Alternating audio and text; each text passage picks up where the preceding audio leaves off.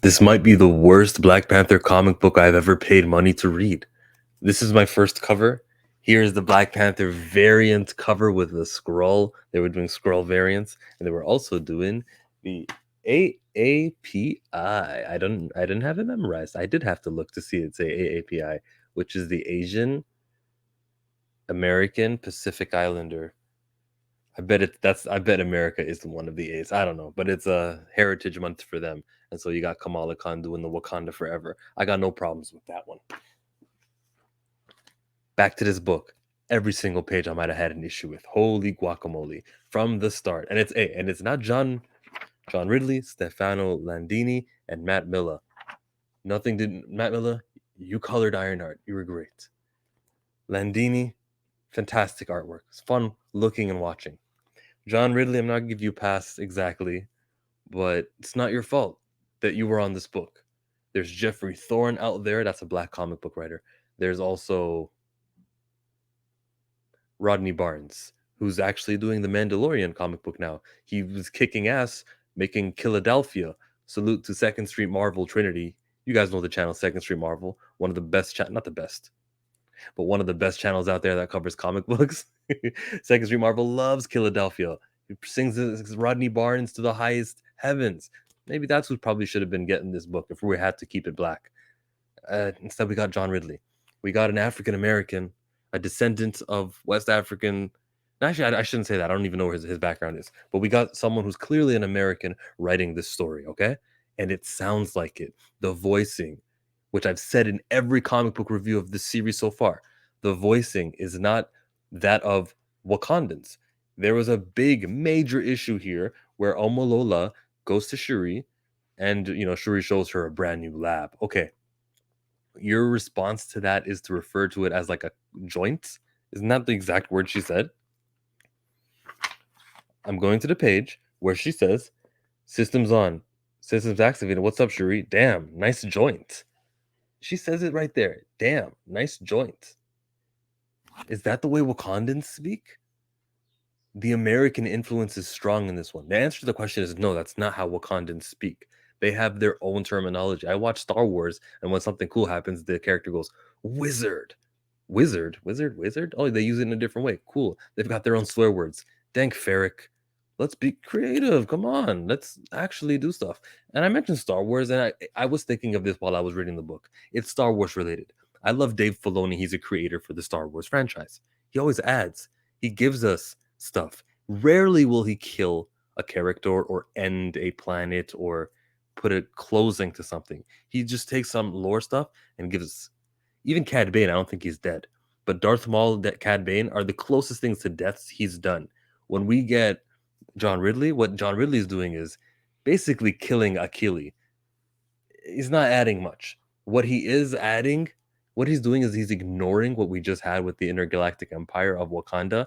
I wouldn't ignore it because if it's a rookie mistake, if you ignore stuff from that comic book prior, that series that we had where Ta-Nehisi Coates wrote 50 issues, 25 and 25, you ignore that and you say, I'm just doing my thing. Here's a new character, Folashade. What do you think the next guy is going to do with your Folashade and your prime minister thing? The democracy of Wakanda and all that stuff's probably going to be ignored also, won't it? Build, add to stuff, add characters, add story. Don't end things. So the way that he kills Achille or he ends my liking for Achille is like, damn, you just took something from us and you didn't replace it with anything cool. I'm not falling in love with Folashade. I'm not falling in love with Omolola. She's there, she's interesting, but the scripting is terrible. So T'Challa's fighting, kicking, punching, doing his thing. And again, like with good artwork, of course. And the fact that he's getting through these, it looks like there's 3 separate ones. 1, 2, I'm counting 4. Let's say there's all 4 different people that he's ass whooping. Okay, T'Challa can handle 4. I mean, they got guns and stuff, but T'Challa can handle 4. What about this? When this many villains who are Wakandans, who they're not just schmucks, they are actually military, Wakandan military forces, the Hatuzaraze. When these guys show up, we go, oh yeah, all these other places got their forces, but the Wakandans, I can't feel, but the Wakandans, the next time I see them because of what was done here. All of these guys and a depowered T'Challa. Guys, just aim forward. One of your shots will hit him. They're trying to kill him. They literally say death to T'Challa. Kill the king. They're trying to end him and they're not doing it. This is poor writing. This is bad writing. John Ridley is flopping not just with the scripting and the dialogue of these characters who sound like they are from the United States using even like the swearing. I don't see the King T'Challa saying swear words. We don't know what the words are because you know how comic books have symbols, the at symbol, the money sign, the pound. What is that for you young kids? Pound is hashtag. What is that? T'Challa swearing. I don't like exactly how that sounds. He's trying to get to the high ground. He gets to the high ground. They're still saying death to the king. This is kind of cool, okay? Except for the fact that there's 70 of them, but where he kind of unclips that and then he kind of shoots these rope. Good idea, and I could accept it for one villain. When your back's against the wall, fight like hell, says T'Challa.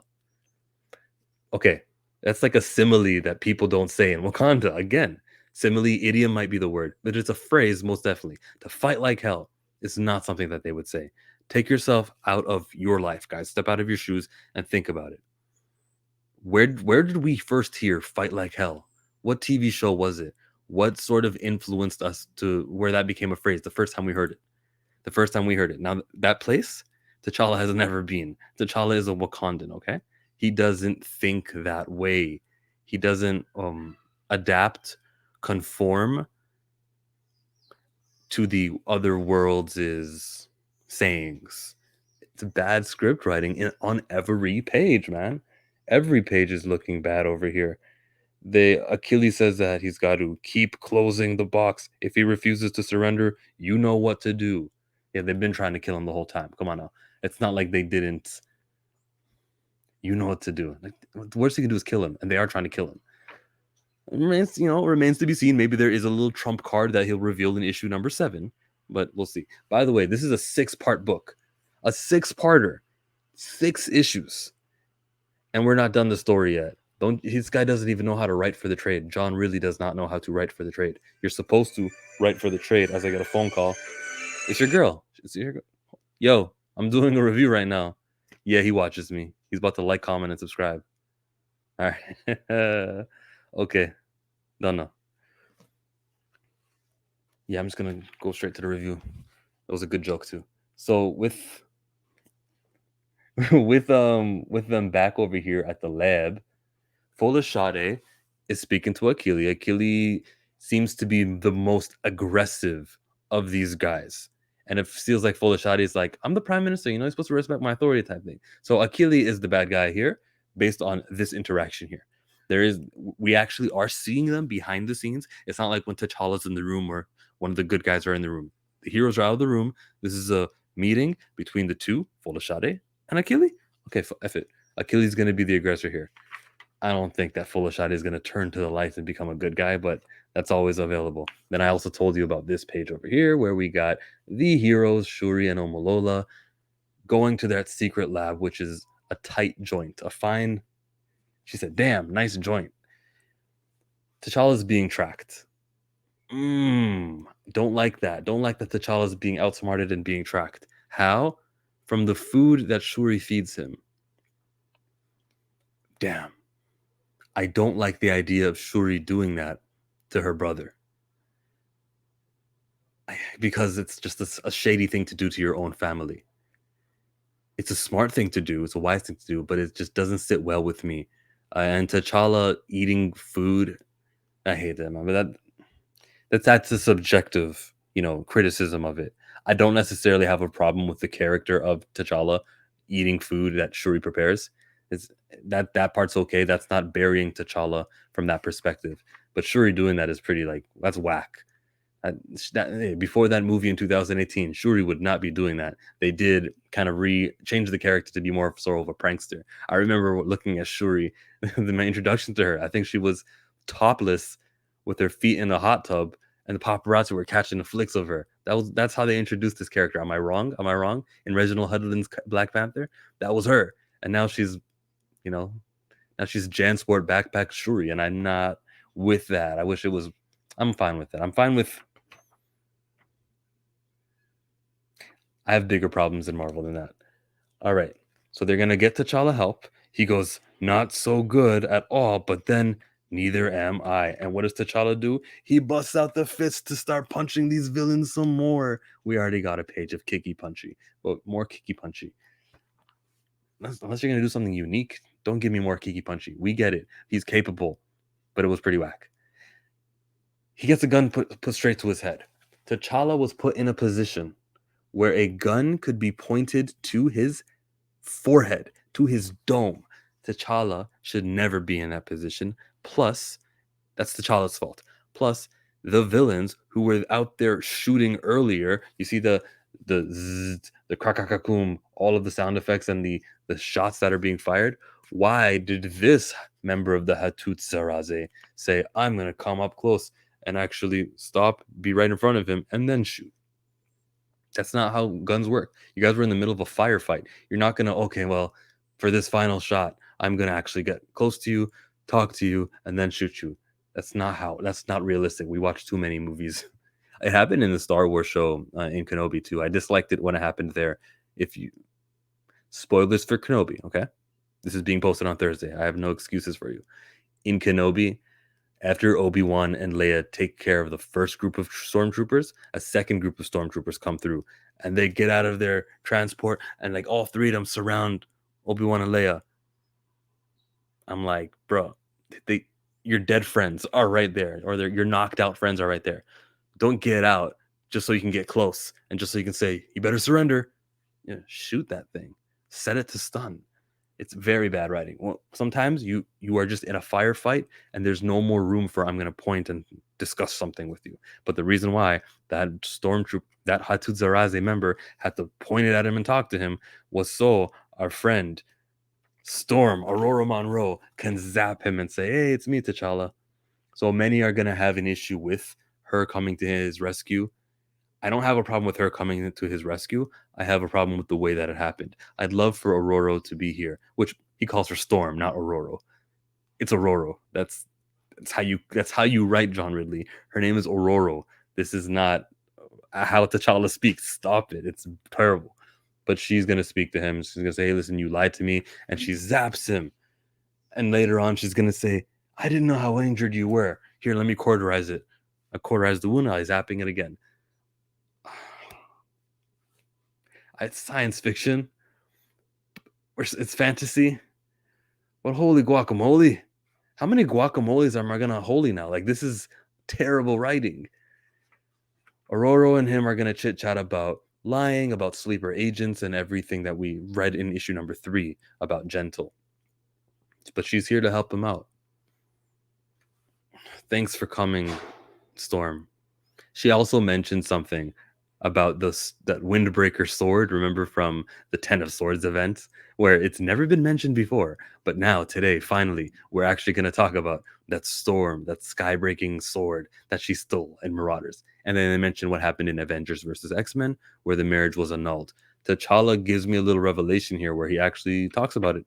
He says that he did it after the Avengers battled the X-Men. I knew the world would always come between us, and being a king would always come before being a husband. That's T'Challa's explanation. I hate that explanation. There was no explanation that I would have accepted. I just did not like how they annulled the marriage because they had just been married. Especially when you consider that the 616 timeline is whatever we go through, it's really condensed. So if they marry in a comic book that happened in 2006, I think issue 18 of Black Panther, they get married. By the time it's 2012 and Avengers vs. X-Men happens, yeah, 6 years passed for us, but that wasn't even a year for these guys. So, yeah, it was 1 year for these guys, roughly, in the 60-year history of Marvel, where roughly 10 years passed, something more like 13. That's how much time passed. I don't like that they were just married for some quick little moment and it was gone. They've been apart now more than they have been married. You know that? So bizarre. And all they ever talk about in these stories of T'Challa and Storm are, we used to be married. Everyone puts on their own twist to it. So here's John Ridley's twist. It's that the responsibilities they always come before being a husband. Fine. She says that you're the worst kind of person, you know that? You're a liar with a good heart. That's the worst type of person. That sounds like something I'd put in a movie, John Ridley. That's not something I'd put in this comic book. Then the next thing that they do, they talk about Jahi, who was the best friend of T'Challa, according to this 6-issue series. See, there's been 203 comic books that say the Black Panther, and about 197 of them don't mention the best friend Jahi for T'Challa. He was invented here, but this was his best friend. But he's like, man, no one ever made me feel the way he did.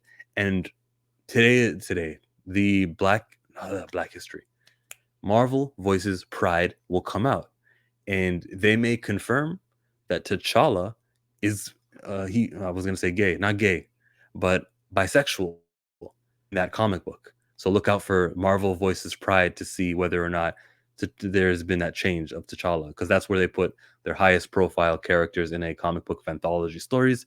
So Marvel Voices Pride, it'll be called issue number 1, even though there's been like 2 others. But that's where we'll either get confirmation that he is or he won't be in that comic book. They may be going for that here, and I've been noticing it throughout the comic books that the last 6 issues, every time they mention him, it seems like there's like more. They talk about love, they talk about affection. Then Shuri and Omolola come here. We tracked you. Yeah, he tracked. Shuri said it was luck. Good joke. And then Omolola says, nah, she tracked you. She's the worst. The series ends with who else but a couple of women with bald heads. Okoye, Ayo, Annika. There was Linda, Teresa, Dawn, LaShawn, Annette, Felicia, Monica, Karen, Nikki, Lisa, Veronica, Sharon, Vicky, Cookie. All the girls, they're all here. The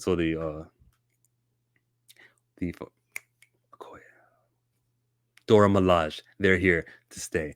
I'm sorry for this long-winded, I'm sorry for this mumbling and stuttering and slow review, but you get the point, man. This was a kind of hard comic book to stomach. I would much rather talk about a comic book that I like. I've talked about this with other Marcus from Back of the Bus. Everyone go check out Back of the Bus. They just did a video, W's and L's. I would highly recommend that, and I'm actually going to post it here when I'm done this review. But go check out that video, because we both see things the same way about like writers and the quality of creators you're giving to characters who are, they're anything but white. But Marvel's going to be proud and say, whoa, this is great that we do this. We do a Black Panther comic book. You know that? Yeah, they wear that on their sleeves. Who's doing it? Where's Al Ewing? Al Ewing proved his worth when he was doing the comic book series Ultimates with T'Challa. I'd like to see him get a one-on-one with T'Challa. How about characters like writers like Jonathan Hickman when he was doing the Secret War stuff? Yeah, the Fantastic Four stuff. Yeah, I want to see T'Challa. I want to see Jonathan with T'Challa, not T'Charlie. Black Panther deserves the respect that Avengers gets. Jason Aaron's on that comic book. Let's do that. Or don't tout how diverse you are and how like celebratory it is to have this guy under your belt, under your franchise. I want completely great creators. Or if you're gonna get good new creators who are black, at least let them have freaking a resume of comic books, okay? Don't get a novelist. Don't get, what is Ta-Nehisi Coates, a political pundit. Don't get a screenwriter, because it's not translating well to comic books. This is comic books. There is not an imaginary field that we haven't yet tapped into who are going to quickly convert into comic book fans. Times it's happened since they've been outsourcing and looking other places to get creators. Times it happened is this many times. This many times. It doesn't happen.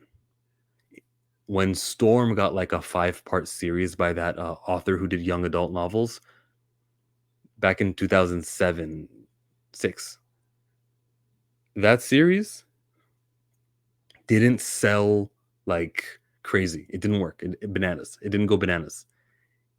It doesn't work. It's a failed tactic. It just means you can pay a guy like us a rookie salary to do the comic book. I like the Alex Ross covers though. That's important to mention, because it's not all trash. The Alex Ross covers have been fire. And basically every variant cover has been good too. So they're doing a great job there with the artwork at least. So if you're a fan of artwork, collect like me. Like me, who comes on here and shows you these things all the time. I show you these variant covers. Why? It's either to signal to you that I'm a great guy, or, I'm trying to encourage. Maybe I'm trying to motivate. Maybe I'm trying to uplift and show you guys that I'm doing something nice with my dollar and make you feel good about yourselves. Which is happening? Am I doing it just for the clout, or am I doing it for the real good reasons? That's for you to decide. Just like racist Star Wars YouTubers. You got to decide whether they're saying this stuff about Moses Ingram's character because they hate her, or because they love Star Wars and want the best for them. You're a smart enough man or woman to disseminate that. I had a video on that when I was talking to LB yesterday, but I didn't say I was going to plug that video. For everyone who made it to the end of this video, here it is, the back of the bus, quality video. Click on it. I'm not going anywhere. I'm just going to stand right here and look at you. Look at that screen. This thumbnail is going to be up here for 20 seconds. You should click it.